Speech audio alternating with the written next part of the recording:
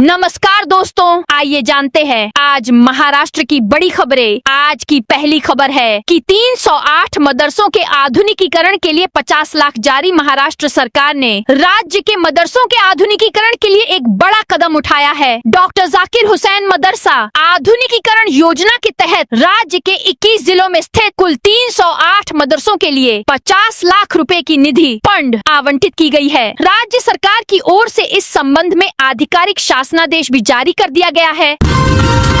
लाड़की बहन योजना में बड़ी राहत। महाराष्ट्र सरकार की महत्वाकांक्षी स्कीम लाड़की बहन योजना को लेकर बड़ी खबर आई है। लाड़की बहन योजना के लिए ई-केवाईसी प्रक्रिया को पूरा करने की मूल समय सीमा कल यानी 31 मार्च 2026 को समाप्त हो गई थी। हालांकि योजना से लाभान्वित होने वाली लाडली बहनों को अब एक बार फिर बहुत बड़ी राहत मिली है। इन लाभार्थियों के लिए अपना ई-केवाईसी पूरा करने की समय सीमा बढ़ा दी गई है। ई-केवाईसी पूरा करने की नई और अंतिम समय सीमा अब 30 अप्रैल 2026 है। राहुरी विधानसभा सीट पर उपचुनाव के लिए बीजेपी ने उतारा प्रत्याशी। भारतीय जनता पार्टी बीजेपी ने महाराष्ट्र के अहिल्यानगर जिले की राहुरी विधानसभा सीट पर होने वाले उपचुनाव के लिए अक्षय कार्डिले की उम्मीदवारी घोषित कर दी है। अक्षय कार्डिले दिवंगत शिवाजी कार्डिले के बेटे हैं। शिवाजी कार्डिले का कुछ महीनों पहले असामयिक निधन हो गया था, जिसके बाद पार्टी ने उनके बेटे को उम्मीदवार बनाया है। मेडिकल जांच में फेल हुए 8 शिक्षक सस्पेंड। महाराष्ट्र के बीड जिले में अधिकारियों ने जिला परिषद द्वारा संचालित विभिन्न प्राथमिक विद्यालयों के 8 शिक्षकों को कथित तौर पर श्रवण बाधित होने का झूठा दावा कर सरकारी रियायतें प्राप्त करने के आरोप में निलंबित कर दिया है। ये शिक्षक जिले के अलग अलग हिस्सों में स्थित स्कूलों से जुड़े हैं और उनके खिलाफ जाँच के बाद कार्रवाई भी की गयी। इस मामले की जानकारी अधिकारियों ने मंगलवार 31 मार्च को दी। अहिल्यानगर के तालाब में डूबे 3 बच्चे। महाराष्ट्र के अहिल्यानगर जिले के नेवासा तालुका के सोनई गांव में एक चौंकाने वाली घटना हुई है, जहां भंडारण तालाब में 3 बच्चों की डूबने से मौत हो गई, जिसकी उम्र करीब 8 से 12 साल की थी। बताया जा रहा है कि ये तीनों बच्चे एक ही गांव के रहने वाले थे।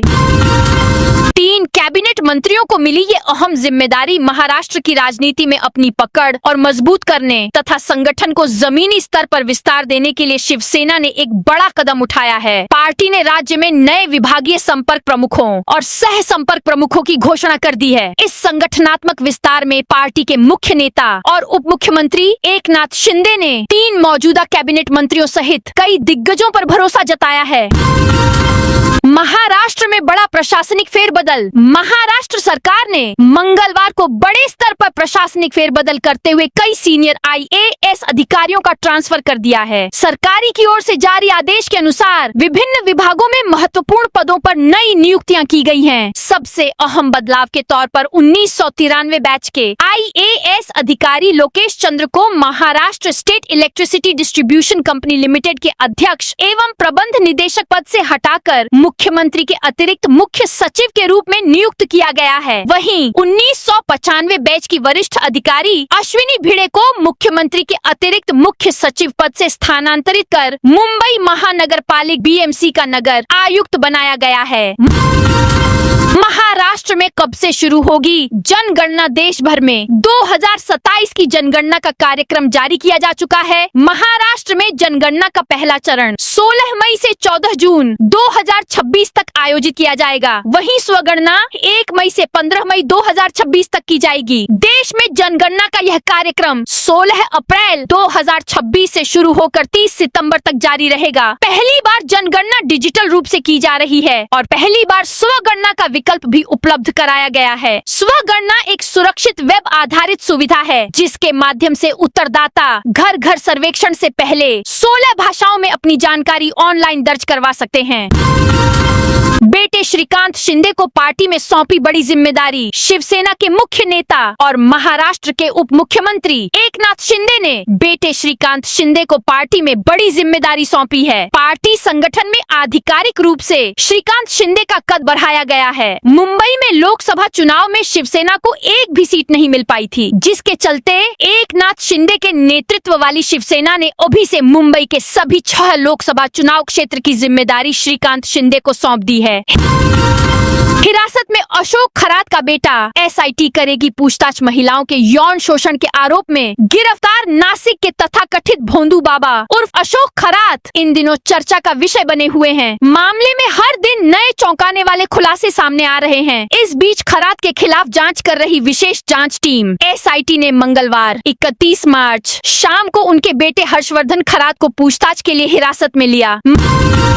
महाराष्ट्र की एसटी बसों में रियायती सफर के लिए सीएम फडणवीस ने लॉन्च किया एनसीएमसी स्मार्ट कार्ड। महाराष्ट्र के मुख्यमंत्री देवेंद्र फडणवीस ने बुधवार को रुपये on the go NCMC national common mobility card सक्षम स्मार्ट कार्ड योजना का लोकार्पण किया। मुंबई स्थित मंत्रालय में इस मौके पर राज्य के डिप्टी सीएम एकनाथ शिंदे और सुनेत्रा पवार के साथ परिवहन मंत्री प्रताप सरनाइक मौजूद रहे। महाराष्ट्र राज्य मार्ग परिवहन महामंडल द्वारा विभिन्न सामाजिक वर्गों के लिए यात्रा को अधिक सुलभ, पारदर्शी और डिजिटल बनाने के लिए national common mobility card launch करने का ऐलान किया था। महाराष्ट्र सरकार ने रियायती यात्रा का लाभ लेने वाले सभी यात्रियों के लिए national common mobility card NCMC अनिवार्य करने का निर्णय लिया है। मुंबई को मिली नई बीएमसी कमिश्नर। मुंबई महानगर पालिका बीएमसी की नई कमिश्नर के तौर पर अश्विनी भिड़े की नियुक्ति की गई है। प्रशासनिक अनुभव और सख्त कामकाज शैली के लिए जानी जाने वाली भिड़े को महाराष्ट्र सरकार का एक मजबूत और भरोसेमंद चेहरा माना जाता है। देवेंद्र फडणवीस की करीबी आईएएस अधिकारियों में शामिल अश्विनी भिड़े इससे पहले मुख्यमंत्री कार्यालय सीएमओ में सचिव के पद पर भी कार्यरत रह चुकी हैं। मस्जिद नमाज के नाम पर हिंदुओं की शोभा यात्रा रोकने की प्रथा खत्म हो। बीजेपी नेता ने लिखी चिट्ठी। मुंबई में रामनवमी और अन्य हिंदू त्योहारों के शोभा यात्रा को लेकर एक नया विवाद सामने आया है। बीजेपी नेता और पूर्व सांसद किरीट सोमैया ने मुंबई पुलिस कमिश्नर देवेन भारती को पत्र लिखकर इस प्रथा पर सवाल उठाए हैं। उन्होंने मांग की है कि मस्जिदों या नमाज के नाम पर हिंदू शोभा यात्रा को रोकने की प्रथा को समाप्त किया जाए। किरीट सोमैया का आरोप है कि मुंबई और महाराष्ट्र में पिछले कुछ वर्षों से पुलिस यह नियम लागू कर रही है कि जब हिंदू शोभा यात्रा मस्जिद के पास से गुजरती है तो उन्हें रुकने या शांत रहने के लिए कहा जाता है। उन्होंने कहा कि कई बार पुलिस मानक संचालन प्रक्रिया एसओपी के नाम पर ऐसे नियम लागू करती है जो उनके अनुसार अनुचित हैं। गाजियाबाद जासूसी कांड के बाद एक्शन में महाराष्ट्र सरकार। गाजियाबाद आईएसआई जासूसी मॉड्यूल के तार महाराष्ट्र से जुड़ने के बाद राज्य की सुरक्षा व्यवस्था में बड़े फेरबदल की तैयारी शुरू हो गई है। हाल ही में हुई एक उच्च स्तरीय बैठक में यह खुलासा हुआ कि इस जासूसी मॉड्यूल ने महाराष्ट्र के कम से कम 5 बेहद संवेदनशील ठिकानों की सुरक्षा में सेंध लगाई थी। हालांकि सुरक्षा एजेंसियों ने समय रहते इन स्थानों को चिन्हित कर वहां की सुरक्षा व्यवस्था को सैनिटाइज कर दिया है, लेकिन इस घटना ने राज्य प्रशासन के बीच हड़कंप मचा दिया है।